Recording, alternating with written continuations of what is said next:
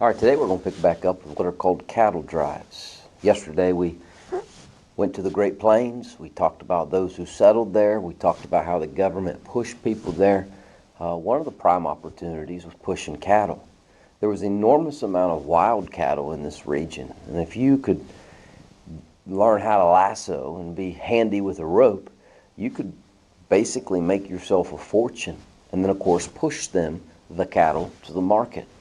So we'll see the birth of what is known as the American cowboy or the American cowgirl, who also was a legend of the West.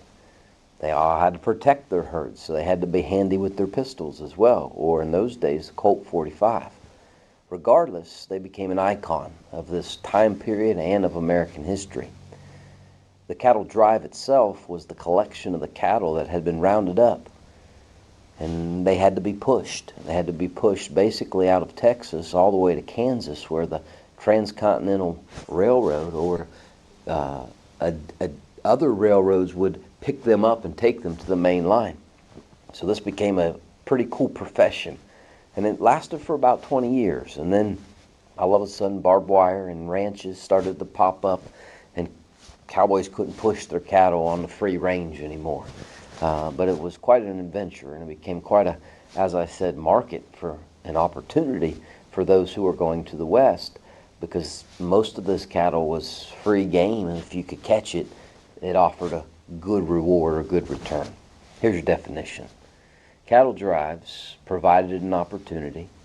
They provided an opportunity for cowboys and cowgirls,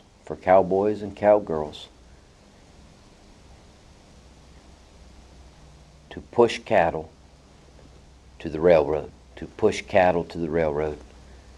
and make money.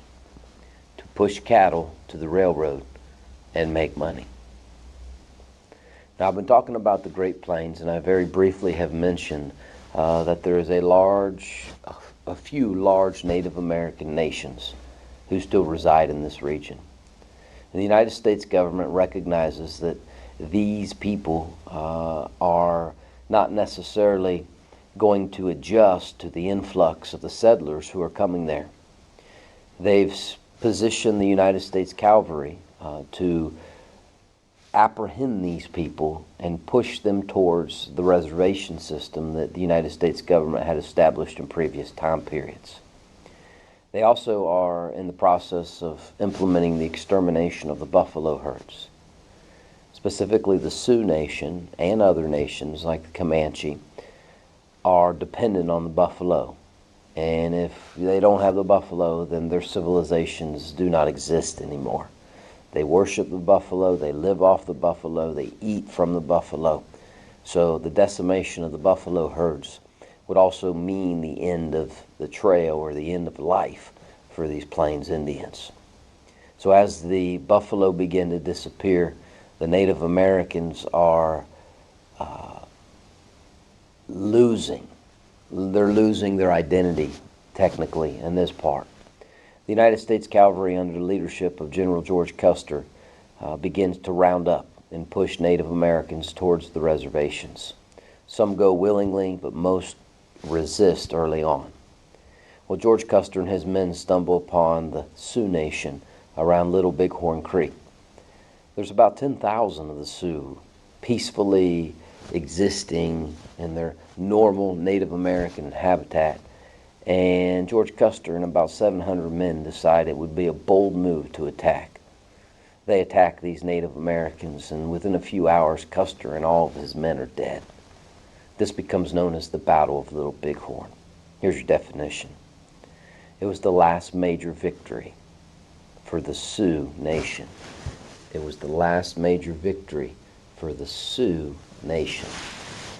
Now, although they won this battle, when the stories hit the East, Custer becomes a hero for standing up against the Sioux.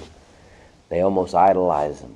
They write short stories, and they create action figures, and they make Custer this hero who died in the West trying to pave the way for future Americans. Well, for the Sioux, it unfortunately is going to be a revenge model, and they are now the target of other cavalries rising up and trying to further move them to where at this period of history, it is believed they belong.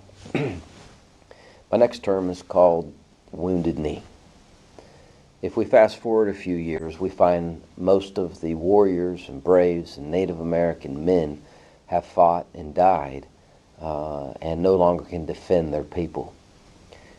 The elderly, women, and children are now forced to move on to the reservation system. As a group of Native Americans, most of whom were women and children, gathered around Wounded Knee Creek, the United States Cavalry disarmed a cannon, and this cannon went off. And unfortunately, when the cannon went off, the cavalry reacted in response to the Native Americans and opened fire on them. The key to the story is the Native Americans were unarmed. They were not in any way trying to engage the United States Cavalry. This was a complete massacre, a complete display of hatred towards one group of people, and they unleashed wrath on them, and it became a very sad part of this process of moving Native Americans on the reservation. We're going to 1-2 this. Number one, Wounded Knee was a massacre. Number one, Wounded Knee was a massacre. And number two, some historians believe it was because of what is called the ghost dance. Number two is the ghost dance. At nighttime, before this incident happened, Native Americans would gather and they would chant and they would practice what is known as the ghost dance. It was believed that it would raise the buffalo back to life and raise their ancestors back from the grave, and they could start over again and they would have their own way of life back. Well, over a period of time, the cavalry was annoyed by this, I guess, irritated, and it kind of built up. And as a result, they unleashed that wrath upon them, potentially because of the ghost dance as well. My last term of the day is called the Dawes Severalty Act. We're going to 1, 2, and 3 this one. Number one, it is known as assimilation. Assimilation. Native Americans are going to have to assimilate into American society. They're going to have to become American. Number two, they're going to have to become farmers. Once they get on these reservations, farming is their option. And number three, they're going to have to be Christianized. They're going to have to find religion, American religion, known as Christianity. So number three would be Christianity. Number one, they've got to assimilate. Number two, they have to become farmers. And number three, they have to become Christian. All of this would cause them to force them to abandon their identity, cut their hair, get rid of their language, learn English. It really was a forceful policy against their traditional way of life. And unfortunately, if they resisted, there was brutal punishment. Punishment that later writers will write about was inhumane and just awful.